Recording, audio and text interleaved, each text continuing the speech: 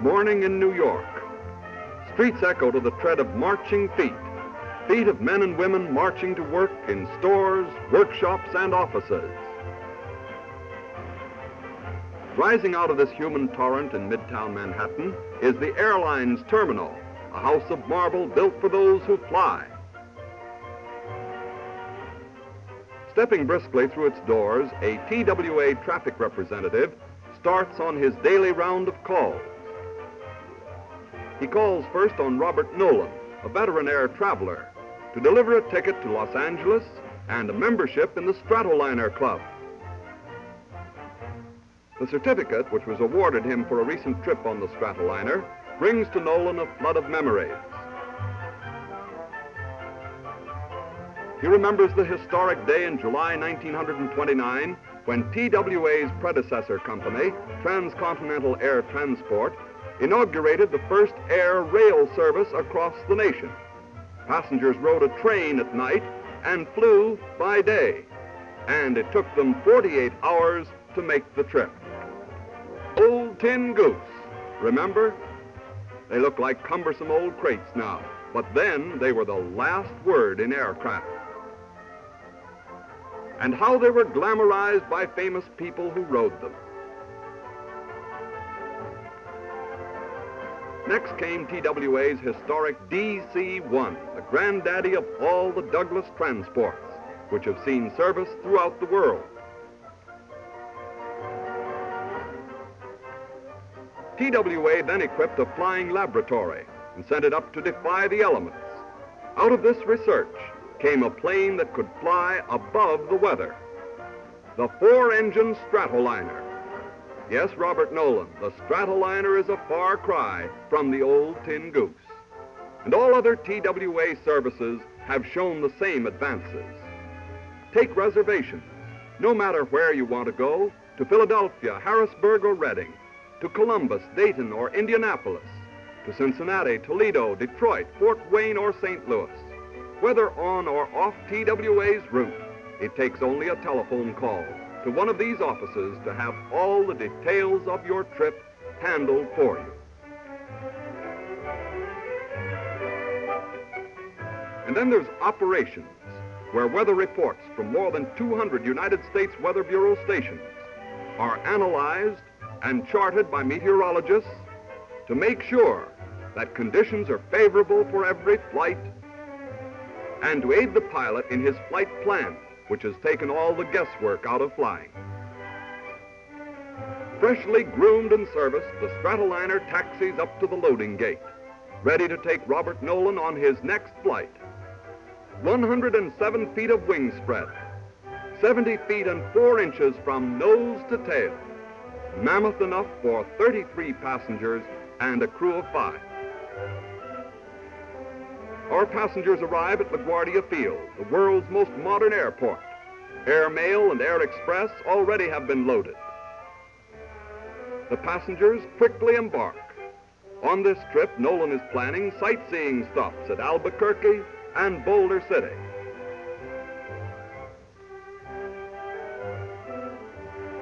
Those 4 Wright Cyclone engines churn up 4,400 horsepower and can rocket this 23.5-ton giant across the country in 12 hours. No wonder the airlines are so important to our national defense, able and ever ready to carry men and supplies wherever they are needed.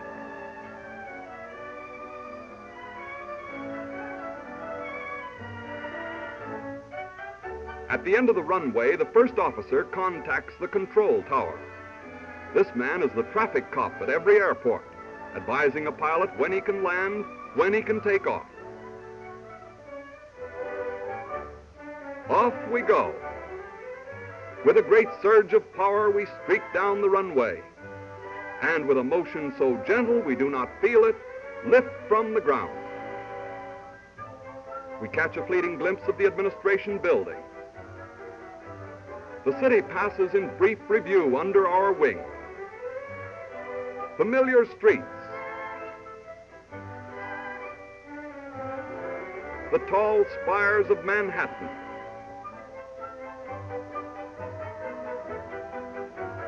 the Statue of Liberty, standing more proud than ever as we look down on her from the sky.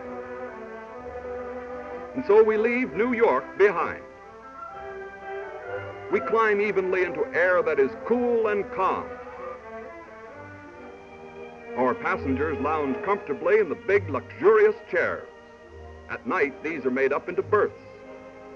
The Stratoliner levels off at 19,000 feet, but we do not notice the height thanks to the pressurized cabin, which gives us low-altitude breathing.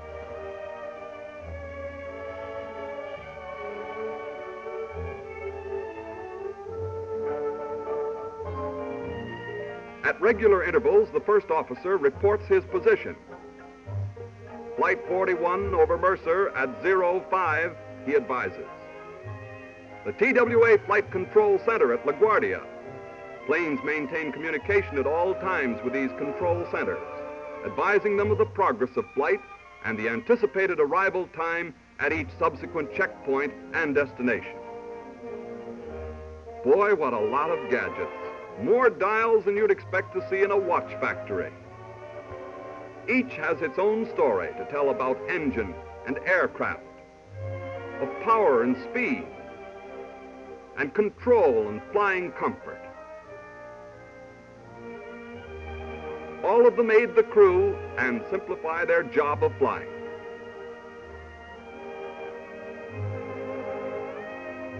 "57 miles south of the Mercer checkpoint is the steel capital of Pittsburgh, one of the major terminals on the TWA system, where the fire of open hearth furnaces light the Monongahela at night.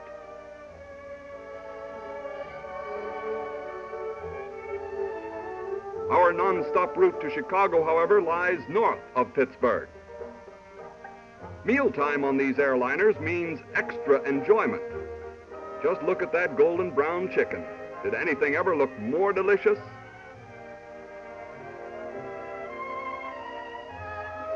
Almost before we know it, we reach Chicago, America's second largest city on the shores of Lake Michigan.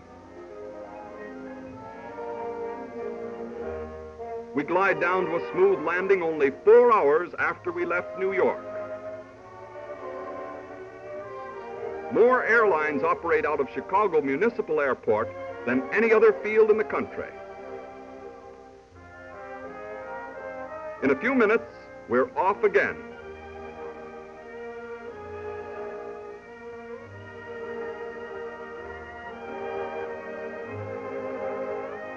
En route, the Stratoliner passes over checkerboard patterns of green and brown farmland in Illinois, Iowa, and Missouri.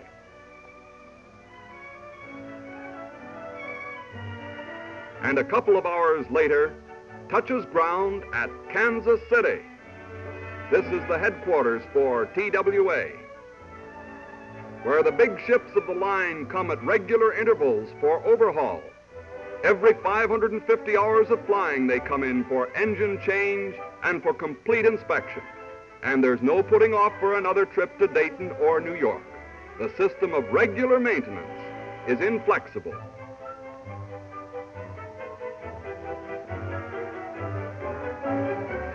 There's no more thorough job than the way these engines are maintained. Every engine is reduced to all its component parts, and every part is closely inspected before it's put back. This is the Magnaflux process, which will show up flaws that cannot be seen even under a microscope. The part is highly magnetized. It is then dipped in a kerosene solution filled with tiny steel shavings. There, see it? An imperfection becomes visible and the part is discarded. Here are the cylinders, all spick and span after being cleaned and inspected. Now the engine starts up the reassembly line. Under the skilled hands of these engine experts, the parts become a whole again. Here are the connecting rods.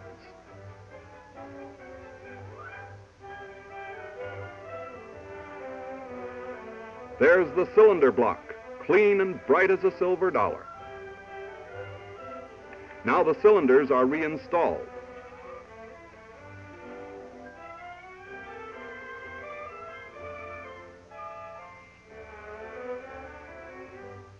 This technician is reassembling a magneto, a vital part of the plane's ignition system. First, it has been tested and checked with the most rigid care. It is now ready for service again. And there you have it, a completely reassembled engine, as perfect and efficient as the day it left the factory. Elsewhere, technicians have been testing the elaborate radio equipment which these planes carry. They check the radio direction finder.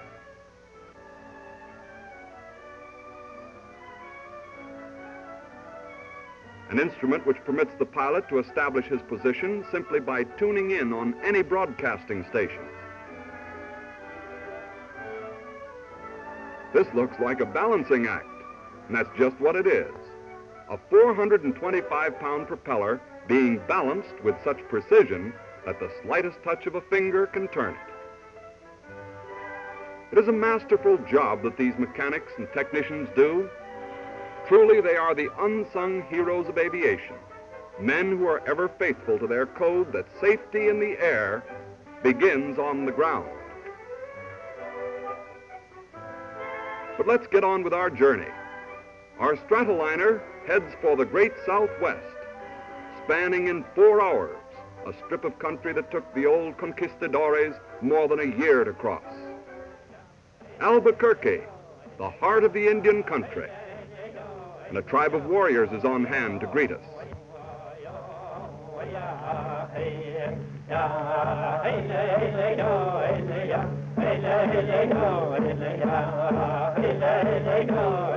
Robert Nolan tells the Sky Reporter that this is his first stopover in Albuquerque. Yes, he wants to see the sights. And what sights there are to see. Out of spring-like temperatures into the beautiful Sandia Mountains, which in Spanish means watermelon.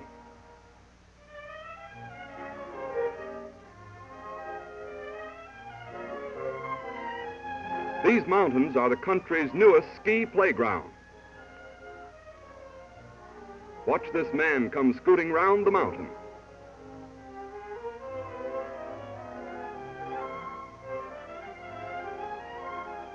Take it easy there, mister. Whoa!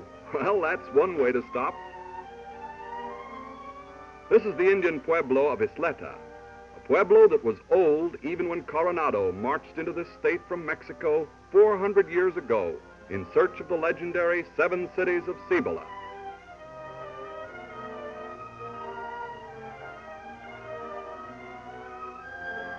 Life goes on just as it did when Coronado came. They're a friendly people and skilled weavers, selling their wares to the thousands of tourists who come here each year. Luisa Abieta is only 12, but she's written a book about her ancestors.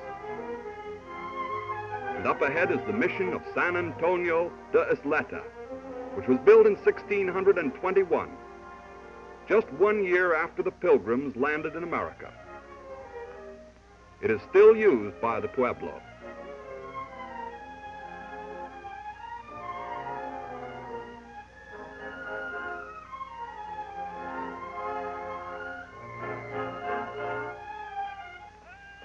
At the Albuquerque Indian School, we see 18-year-old Antonio Fragua do the hoop dance, the most difficult of all Indian dances.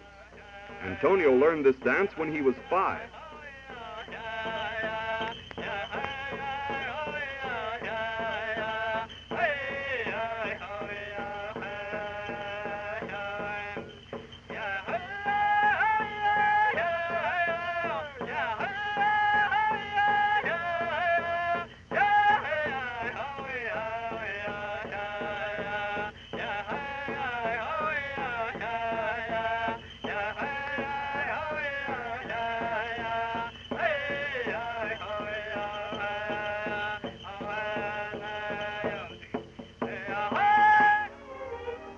Now let's visit a guest ranch, one of the many that has made New Mexico and Arizona so popular with city vacationers. It's only a 2-hour drive from Albuquerque into this wild garden of loveliness. where picturesque bridle trails lead to the hunting grounds of the wary elk, deer, turkey, bear, and other wild game. And where the Pecos River comes tumbling down from snow-capped mountains. It is only an overnight air trip from New York to such streams as the Pecos, where a fisherman can do battle with the aristocratic trout.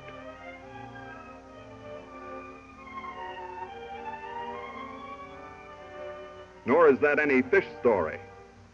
Look at these rainbow trout, just hauled out of the river. A sight to make any man start itching for a line and a willow pole. How they can tempt appetites, sharpened by a day in this bracing mountain air. You can almost hear them sizzle and fry, and see them turn a golden brown over this open fire. Horse racing may be the sport of kings, but trout fishing like this is surely the king of sports.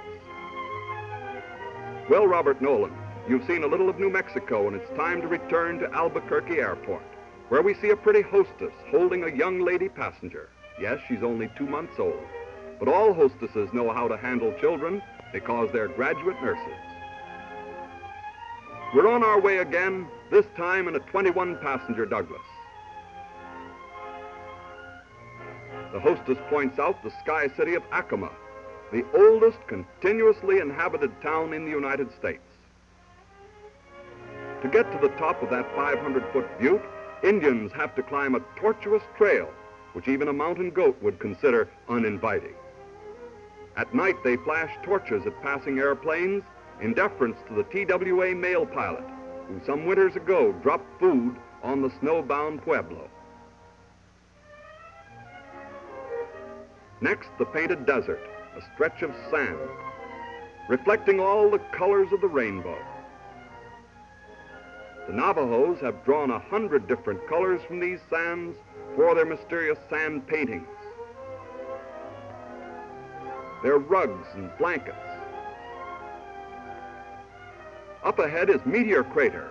Scientists tell us that 50,000 years ago, a great meteor roared out of the northeast skies and buried itself in that hole, which is 600 feet deep and nearly a mile in diameter.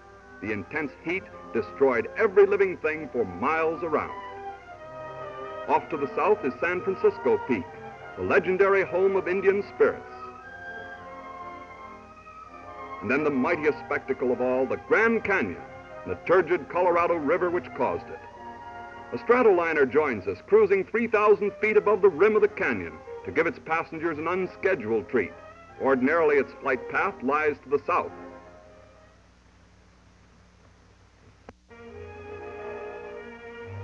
The canyon is 14 miles wide at this point and 7,000 feet deep. The first white men to see this magnificent sight was a small party of Spaniards sent by Coronado in 1540 to investigate an Indian tale that to the north flowed a river so greedy that it had eaten into the flesh of the mountains. The leader of the band advised Coronado that the river had been found at a distance he described as 3 weeks away by airline. Little did he dream that the word airline would someday mean a transportation more swift than the birds.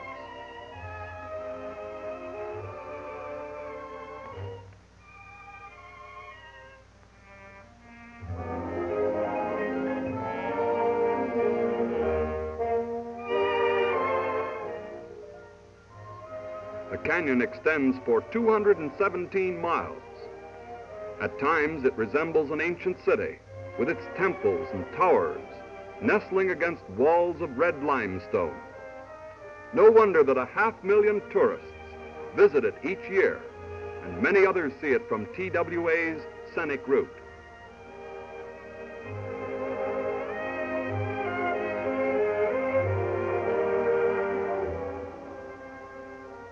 Occasionally, we pass an airport, for in this country, just as it is elsewhere on the route, we are never more than 9 minutes from a landing field. The terrain changes as we near the dam. From this height, the ground looks as though it had been crimped in a permanent wave.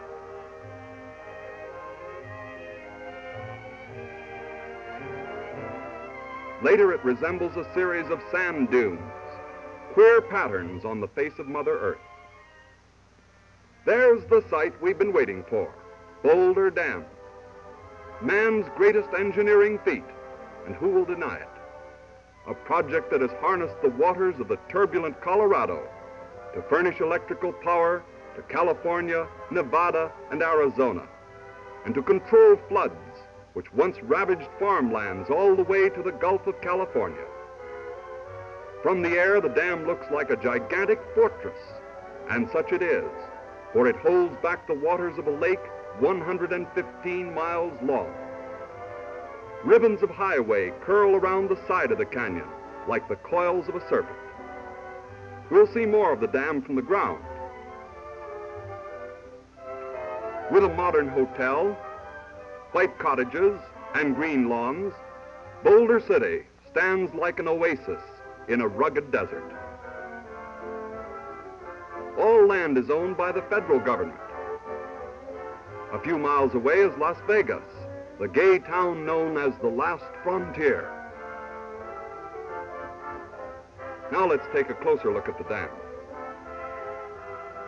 The guidebook tells us that the top of the structure is 45 feet in thickness, which makes a concrete roadway between Nevada and Arizona.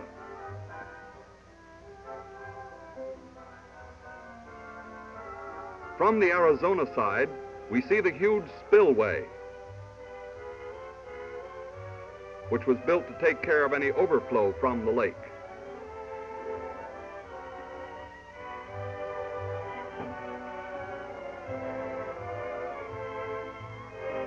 From the downstream side, the dam looks bigger than ever. 727 feet high, 1,200 feet wide across the top.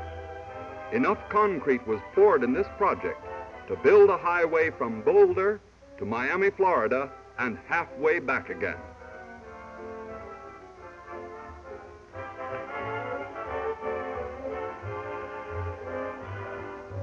But let's follow Robert Nolan again. This time on a motorboat tour of Lake Mead.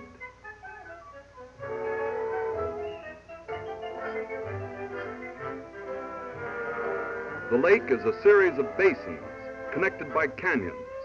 It is 35 miles wide at its broadest point, and in places it is 510 feet deep. Big bass lurking along the shores attract thousands of fishermen from all parts of the country, while other pleasure seekers are drawn here by the sheer beauty of things they may see. 15 miles from the boat landing, we reach Wishing Well Cove, a tiny inlet hemmed in by brown lava walls and scarcely big enough for the boat. Make a wish and it will come true, says the skipper, and so we do.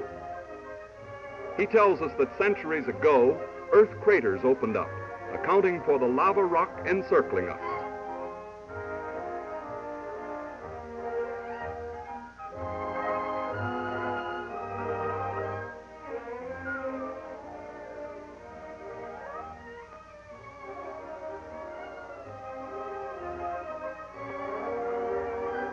The walls rise nearly 800 feet above our heads.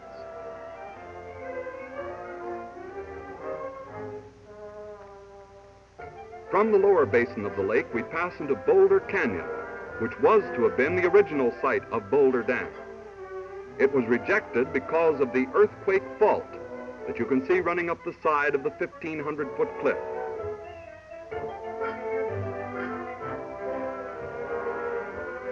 We glide into Virgin Basin, whose shores are lined with unique rock formations. There is Napoleon's tomb.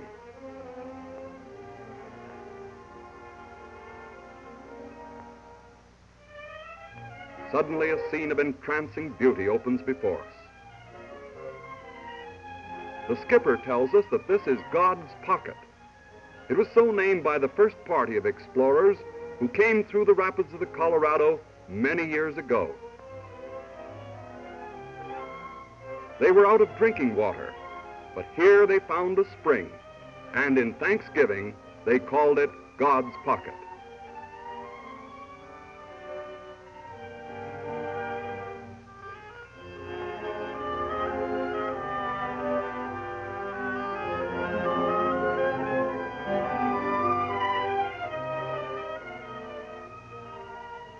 A few miles farther on, we reach Emery Falls, a small stream of water gushing out of the side of a 3,000-foot canyon wall. Here is the western end of the Grand Canyon. And so we leave the boat, ending our cruise through lovely Lake Mead, and decide to return to Boulder City by car.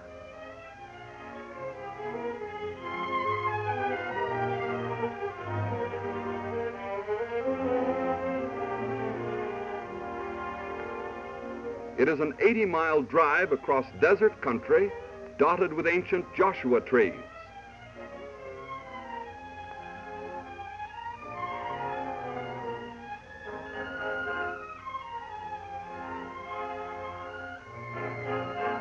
And reddish mountains purpled by the setting sun.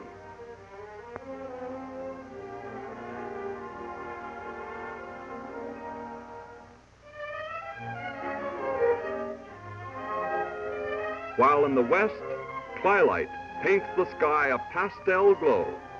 These are sights you will always remember, Robert Nolan.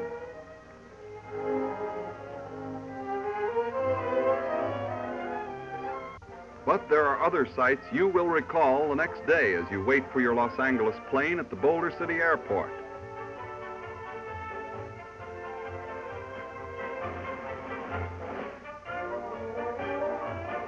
You recall a previous flight you made on this TWA plane, which is just now leaving for San Francisco, 500 miles away. You recall the views you saw from its windows. First there was desolate Death Valley, and then the high Sierras shimmering under a mantle of snow. Tallest of this majestic range is Mount Whitney, the highest peak in the continental United States. Its saddleback summit is 14,495 feet above sea level.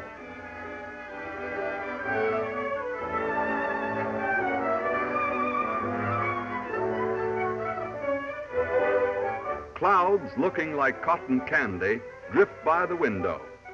Sometimes these clouds cling to the side of mountain peaks, held there by vagrant air currents.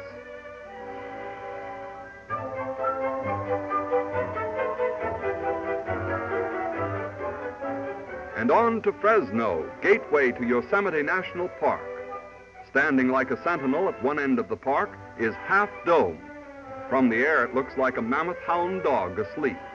See the drooping ear and the closed eye, a likeness that could be captured only by the camera.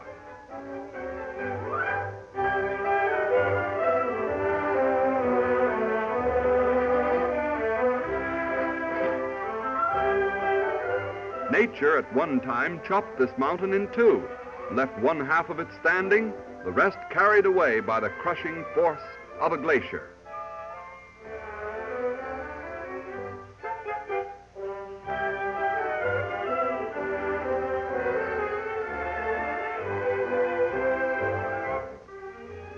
No park in the world has so many mighty waterfalls as Yosemite.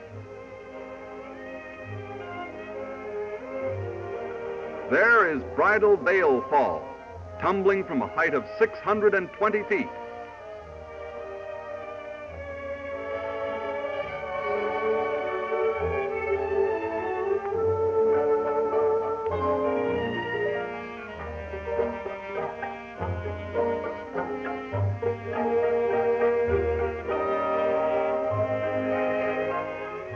The park abounds with wildlife.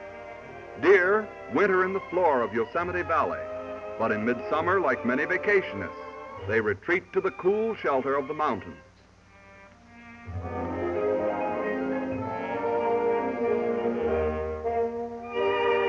There's Half Dome again in the distance, rising nearly 5,000 feet above the valley floor. A glacier once covered it to within 700 feet of the top.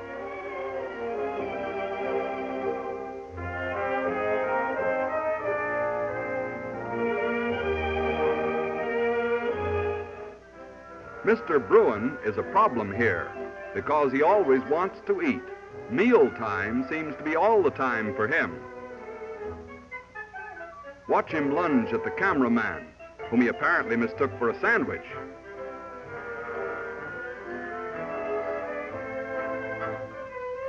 Rangers have a problem keeping tourists from feeding these black and brown bears which roam through the park.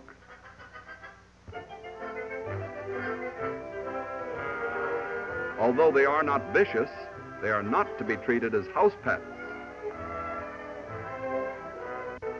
Vernal Fall, where the Merced River drops 300 feet into the valley.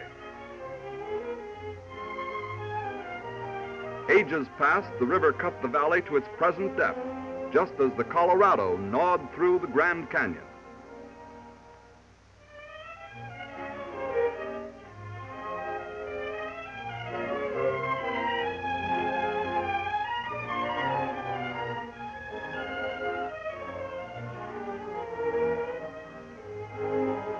A 100 images are reflected in the clear depths of Mirror Lake.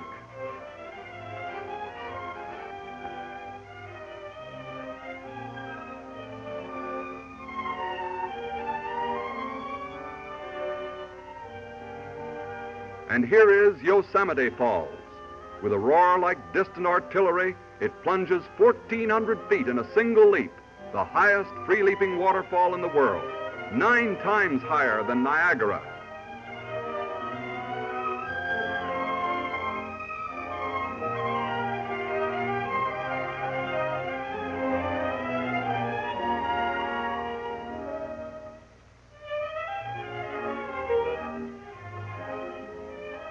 Only an hour's flight from the Yosemite gateway city of Fresno are Oakland and San Francisco, joined by the famed San Francisco Bay Bridge.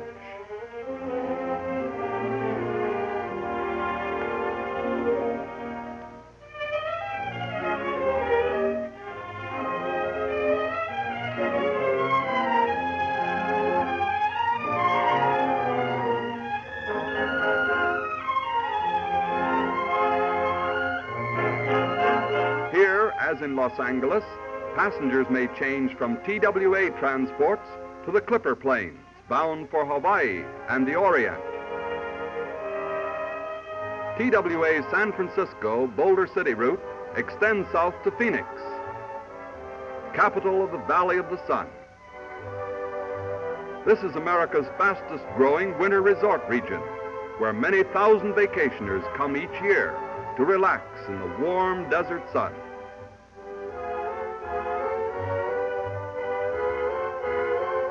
It is a land of the saguaro cactus, a land that combines the picturesque and the modern in its guest ranches and hotels and inns, all ruled by the hand of a friendly people.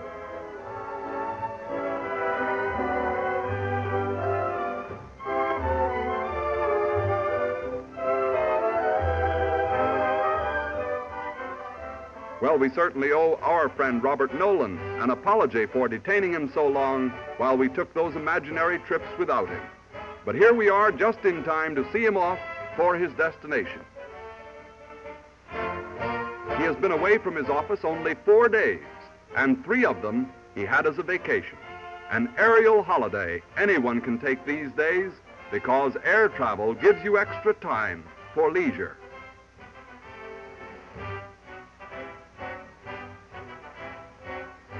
Now we approach Los Angeles and Hollywood, City of the Angels and City of the Stars. It is journey's end for our passengers, but for these airliners and the men who fly them, there is no journey's end. Even as we arrive, another plane takes off, a shining symbol of wings that span the nation in unbroken flight, annihilating time and space for a more unified America.